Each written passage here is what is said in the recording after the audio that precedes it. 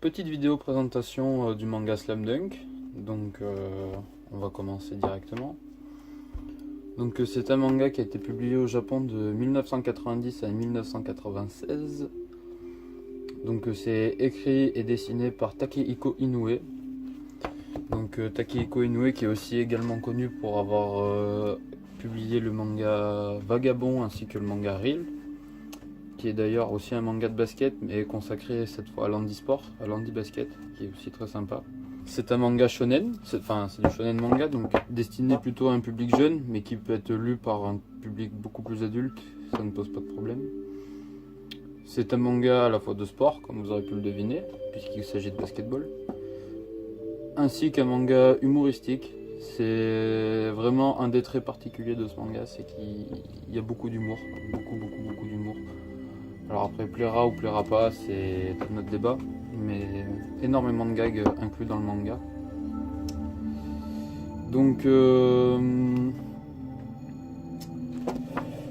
Pour ce qui consiste du manga, de l'édition, il existe une deuxième édition du manga, qui est la Perfect Edition, donc une édition de luxe, publiée uniquement au Japon, donc je ne l'ai pas moi, malheureusement, qui est elle en 24 tomes, qui contient des planches en couleur et des couvertures spéciales. La réédition de Slam Dunk fait partie des meilleures rééditions de l'histoire. C'est classé parmi le top 10 des ventes au Japon, ce qui est pas mal pour une réédition, vraiment pas mal. Et Slam Dunk, toute édition confondue, compte au total plus de 110 millions de ventes, ce qui représente quand même un sacré montant, puisque malgré son âge, le manga reste parmi le meilleur ratio de ventes par tome de l'histoire. Meilleur ratio de ventes par tome, un des meilleurs ratios de ventes par tome, ce qui est énorme pour un manga de sport. Très peu de mangas de sport dans ce genre de top en général.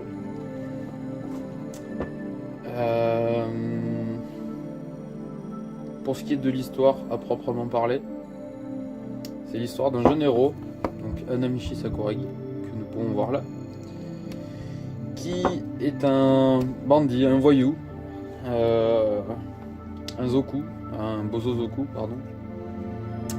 C'est le personnage violent par excellence, drôle mais violent.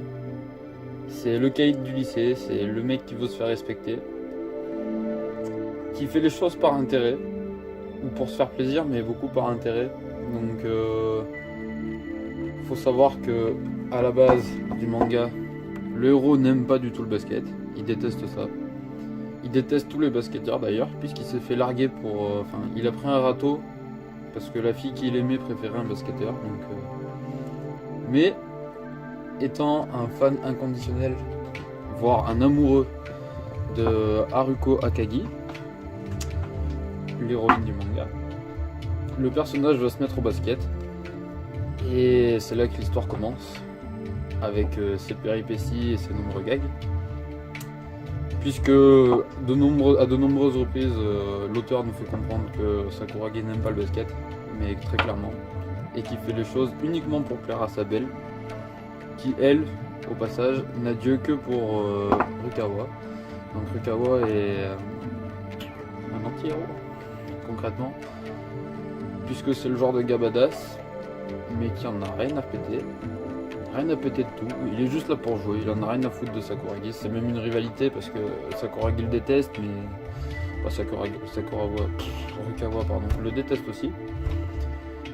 Mais lui on a rien à péter d'Haruko et de toutes ces bombes de groupies, lui il est juste là pour jouer au basket. Tout l'inverse de Sakuragi concrètement. Et donc Sakuragi va faire également la rencontre de Takenori Akagi, qui est le grand frère de Haruko et qui est également le capitaine de l'équipe de basket. Et la rencontre va être électrique entre les deux. Franchement, j'ai pas d'adjectif pour qualifier ce manga, pour moi c'est mon manga préféré. Il est vraiment excellent, il est vraiment très drôle. Les gags sont vraiment très bien amenés dans le manga. Mais c'est pas uniquement sport pur et dur, ni humour pur et dur. C'est vraiment un mélange des deux et c'est très bien amené. Et on se prend à l'histoire, Vraiment, on se prend beaucoup à l'histoire, malgré les dessins vieillots par rapport au manga de maintenant. Ça n'a rien à voir avec par exemple un autre manga de basket qui est Kuroko no Basket, qui sont vraiment deux types de mangas de basket opposés. D'un côté, c'est les combats épiques avec des pouvoirs, des trucs, voilà. Et de l'autre côté, ça reste très sport, les règles sont très bien expliquées, on peut comprendre sans problème. Il n'y a pas besoin d'avoir fait du basket pour comprendre. Et je dirais même plus, lire ce manga va vous donner envie de faire du basket. Personnellement, j'ai commencé le basket après l'avoir lu. Il se lit très vite, vraiment très vite. À partir du moment où on est pris dans l'histoire, on enchaîne les tomes. Puisque les phases de match, il y a des phases où ça parle beaucoup, mais peu au final. Peu de phases dans ce genre, et beaucoup de phases où ça déroule. On prend des claques visuelles à presque à chaque page. Le dessin de Inoue est vraiment excellent. Ça se voit encore plus dans un manga comme Vagabond, mais les dessins de Inoue sont vraiment excellents. C'est des claques visuelles que l'on prend à chaque fois. Il n'y a pas à dire, c'est beaucoup de petits traits, c'est très précis. Il n'y a rien à dire, c'est vraiment une œuvre d'art le manga. Ensuite, la fin, comme toutes les fins de manga, sont assez tristes. Ça rend nostalgique de finir ce manga, vraiment. On aimerait une suite, et malheureusement elle n'existe pas, et elle n'existera certainement jamais. Si ce n'est qu'au Japon, il y a une œuvre intitulée Slam Dunk 10 Days After, qui est un épilogue du manga et qui reprend... Je n'ai pas pu la lire malheureusement, donc je ne peux pas trop vous en parler, mais qui comprend aussi des interviews de Inoue. Et j'aimerais beaucoup me la procurer, mais malheureusement c'est très dur. Et puis... je sais pas trop quoi dire en fait, parce qu'il est excellent ce manga. Si je pouvais vous donner mes tomes, je vous les donnerais, même si j'ai très envie de le garder. Mais c'est à lire. On peut pas parler de manga de sport.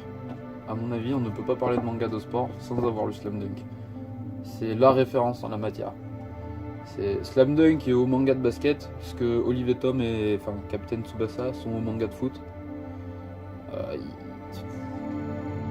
Ce que A-Shield 21 est au manga de football américain, c'est la référence. Alors les publics beaucoup plus jeunes vous parleront de Kuroko no Basket en premier, évidemment.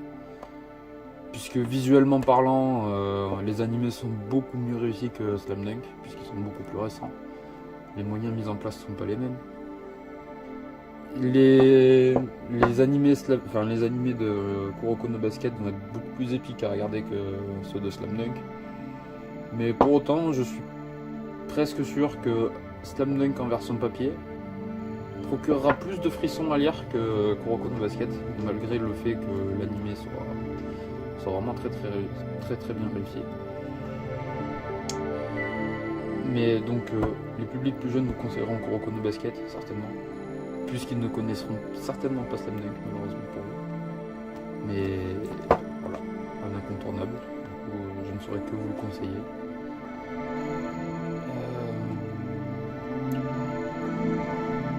J'essaierai de mettre à la fin de la vidéo pas des captures d'écran, mais des photos, en espérant qu'elles soient de bonne qualité, de certaines pages qui vous confirmeront ce que je vous disais précédemment, comme quoi le manga est vraiment magnifique.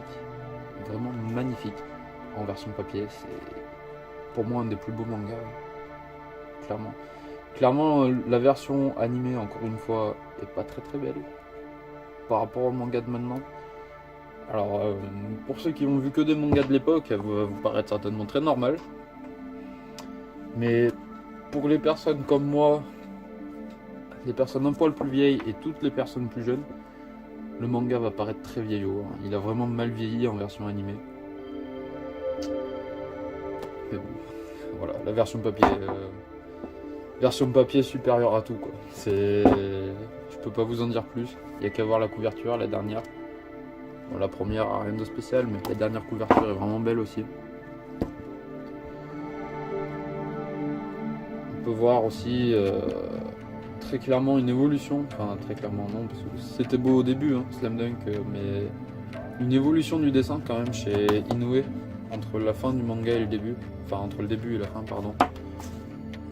Excusez-moi, encore un appel. Donc par exemple, prenez la tête de Rukawa dans le tome 1, au début du tome 1, et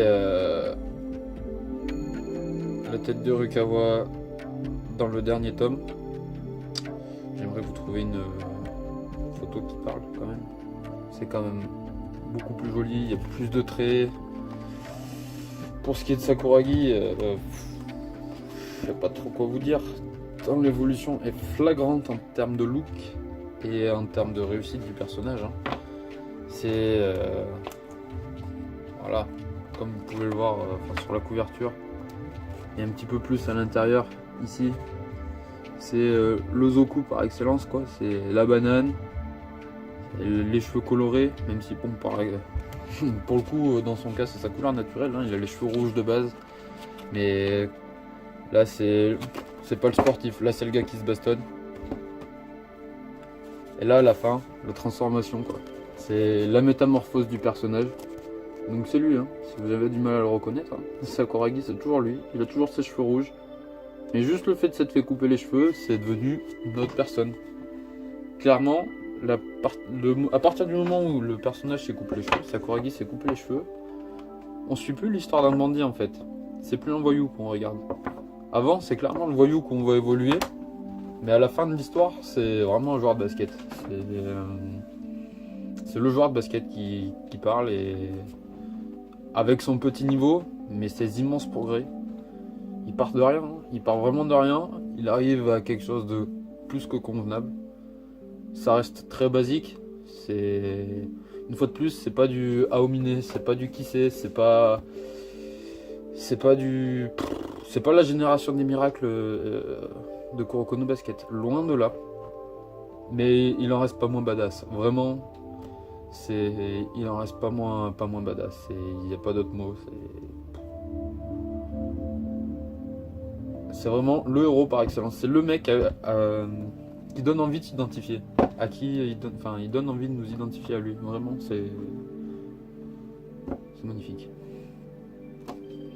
Donc je pense avoir fait le tour pour ce manga là. Donc je vous retrouve pour une vidéo présentation d'un autre manga prochainement. Et puis voilà, je vous fais des bisous.